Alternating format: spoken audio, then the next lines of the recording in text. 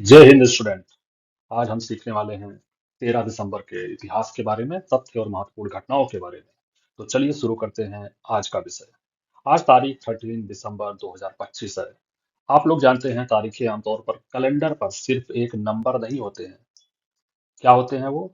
हमें ये किसी तारीख पर रुक करके सोचते हैं और एहसास होता है कि हर तारीख अपने अंदर कई तरह की कहानियां समेटे होती है। तो आज हम इसी पे बात करने वाले हैं, हर एक पहलू को टच करेंगे। देखते हैं 13 दिसंबर और यह तारीख के साथ साथ निर्माण और विनाश दोनों की कहानी कहती है। आगे हम देखते हैं आज की बातचीत किन मुद्दों पे होगी। आज का दिन 13 है। आपके इतिहास के पन्ने, ज्ञान की कसौटी हम लास्ट में आपसे टेस्ट करने वाले हैं कि जो कुछ हमने पढ़ा और जो कुछ क्वेश्चंस आए हुए हैं, जो आईएएस पीसीएस और बहुत सारे सिविल्स गवर्नमेंट तैयारियों में वो आ चुके हैं, उन सब पे हम विषयों पे चर्चा करेंगे। आज हम बात करेंगे एक छोटे से देश माल्टा से, जहां आजादी का जश्न है, और फिर लौटेंगे भारत पे, जहां लोकतंत्र के मंदिर में हुए हमले की सबसे बड़े हमले की याद दिलाती है और दिल दहला देती है। साथ ही आज हम न्याय व्यवस्था से जुड़े एक अनोखे लोक अदालत की अहमियत को भी बताता है, और इतिहास के पन्नों में झांकते हुए हम उन घटनाओं को भी देखेंगे जिन्होंने दुनिया की सोच हमेशा के लिए बदल कर दी। तो चलिए शुरू करते हैं। माल्टा। जब आजादी पूरी हुई, आज माल्टा का गणराज्य दिवस है, जिसे इंडिपेंडेंस बोला जाता है। जैसे इंडिया का 1947 15 अगस्त है, वैसे ही 13 दिसंबर 1974। क्या इत्तेफाक है! अगर ये 4 को इधर कर दिया जाए और 7 को, तो ऑलमोस्ट कुछ तो माल्टा और भारत का यहाँ पे रिलेशन स्थापित हो रहा है। जिस दिन माल्टा पूर्ण गणराज्य बना, तकनीकी रूप से माल्टा पहले भी आजाद था, लेकिन तब भी ब्रिटेन की महारानी उसकी राष्ट्रीय अध्यक्षा थी। आप समझ रहे हैं, वो पहले भी आजाद था, लेकिन जैसे आप ऑस्ट्रेलिया का एग्जाम्पल ले, वहां पे भी अभी भी जो वहाँ के किंग हैं वो ब्रिटेन का ही होता है। ठीक है, लेकिन माल्टा ने ये सबसे छुटकारा पाया। 13 दिसंबर को माल्टा ने यह आखिरी कड़ी भी तोड़ दी, मतलब रिलेशन भी छोड़ दिया कि नहीं, अब राष्ट्रीय अध्यक्षता भी हमारे ही देश के लोग होंगे। सिर्फ संविधान बदलने की बात नहीं थी, यह एक मानसिक आजादी थी। दुनिया को दिया एक साफ संदेश। दुनिया को दिया एक साफ संदेश। अब पूरी तरह से अपने फैसले के मालिक होते हैं। यही किसी छोटे देश के लिए सबसे बड़ी जीत होती है, और अपनी पहचान भी होती है। अब बात करते हैं भारत की। आज का दिन राष्ट्रीय लोक अदालत से भी जुड़ा है। भारत की अदालतों में लाखों केस लंबित हैं। यह सिस्टम पर लगातार दबाव बनाता है। लोक अदालत इसी दबाव को कम करने के लिए एक व्यवहारिक तरीका निकाला गया। यहाँ कोई लंबी कानूनी करारी नहीं होती। एक रिटायर्ड जज के साथ दो सामाजिक कार्यकर्ता या वकील दोनों पक्षों को आपसी सहमति से समाधान तक पहुंचाते हैं। क्या करके? आपसी सहमति से त्वरित निपटारे के लिए किया जाता है। किन मामलों का निपटारा होता है? जैसे बैंक लोन, बिजली पानी के बिल, मोटर एक्सीडेंट का मुआवजा, जमीन और पारिवारिक झगड़े। सबसे बड़ा फायदा, केस कोर्ट तक पहुंचने से पहले ही खत्म कर जाता है। समय बचता है, पैसा बचता है, और सिस्टम पर बोझ कम होता है। हाँ, यहाँ फैसला अंतिम होता है, इसलिए यह जरूरी है कि कोई भी पक्ष दबाव में ना हो। इसी कारण गंभीर आपराधिक मामले भी यहाँ नहीं लाए जाते हैं। अब कुछ देखते हैं इतिहास के आईने। बहुत ही ट्रू कठिन है। बहुत ही अब देखते हैं इतिहास के आईने। 13 दिसंबर 2001, भारत पर हमला। लेकिन 13 दिसंबर सिर्फ उम्मीद की तारीख नहीं है। 13 दिसंबर 2001 सुबह करीब 11:30 पे, जब संसद भवन का सत्र चल रहा था, तभी अचानक उस पे हमला होता है। आतंकियों ने भारत की संसद पे हमला कर दिया था। यह हमला सिर्फ एक इमारत पे नहीं था। ये हमला सिर्फ एक इमारत पे नहीं था। यह भारतीय लोकतंत्र की आत्मा पर हमला था। उस दिन की तस्वीरें आज भी रूह कपा देती है। इस घटना के बाद भारतीयों की सुरक्षा व्यवस्था हमेशा के लिए बदल गई, और इसी के बाद आया पोटा, आतंकवाद निरोधक कानून। मकसद साफ था। मकसद साफ था। आतंकवाद से सख्ती से निपटना है। आतंकवाद से सख्ती से निपटना है। लेकिन इसके साथ ही एक बहस भी शुरू हो गई। राष्ट्रीय सुरक्षा बनाम नागरिक स्वतंत्रता। यह कानून बाद में हटा दिया गया, लेकिन सवाल आज भी जिंदा है। सुरक्षा के नाम पर हम अपनी आज़ादी कितनी छोड़ सकते हैं? ये आप लोग कमेंट करके बताइए।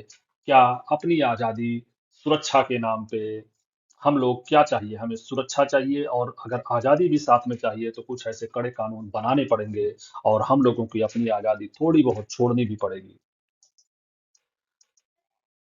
और एक घटना जो 13 दिसंबर को हुआ था, 1937 नानजिंग नरसंहार का आरंभ। 13 दिसंबर का दर्द सिर्फ भारत तक सीमित नहीं था।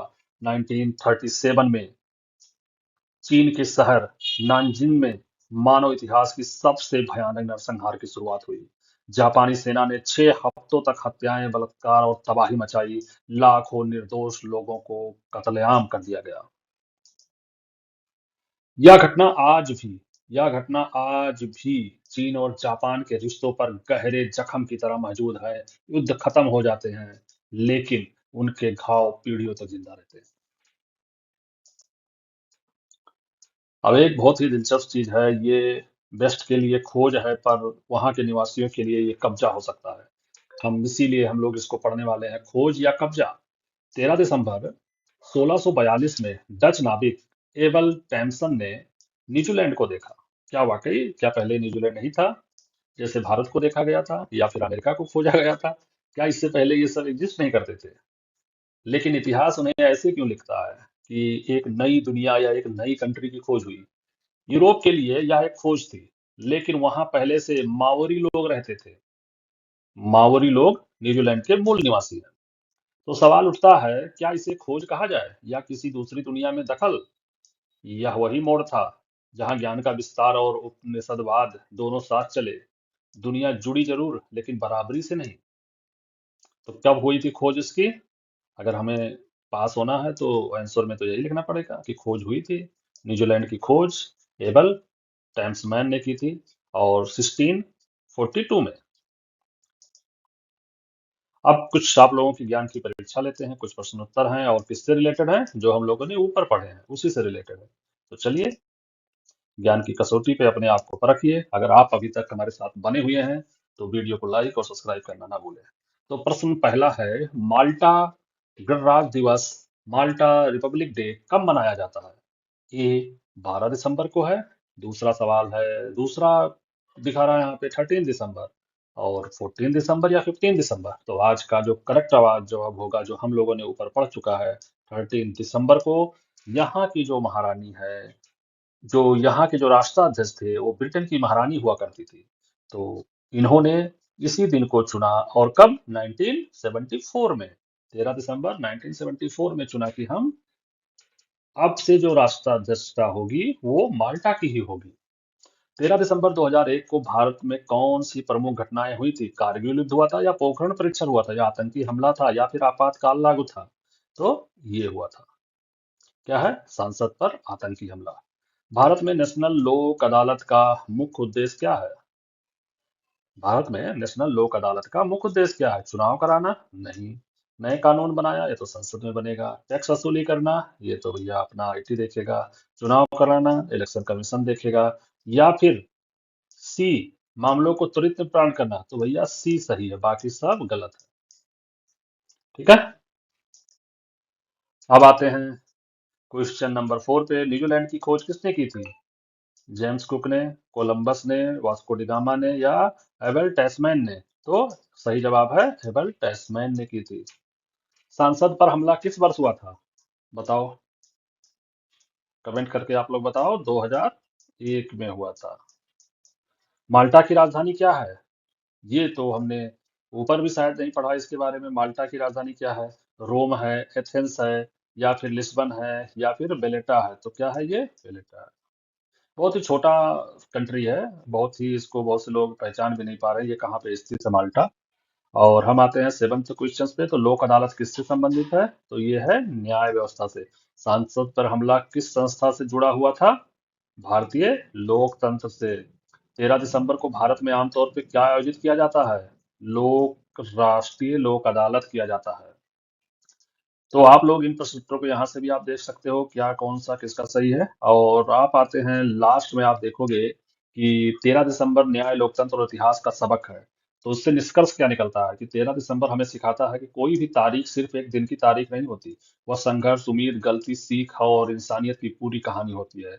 इतिहास अलग अलग घटनाएं इतिहास की अलग अलग घटनाएं नहीं, बल्कि कारण और परिणामों की एक जटिल कड़ी है।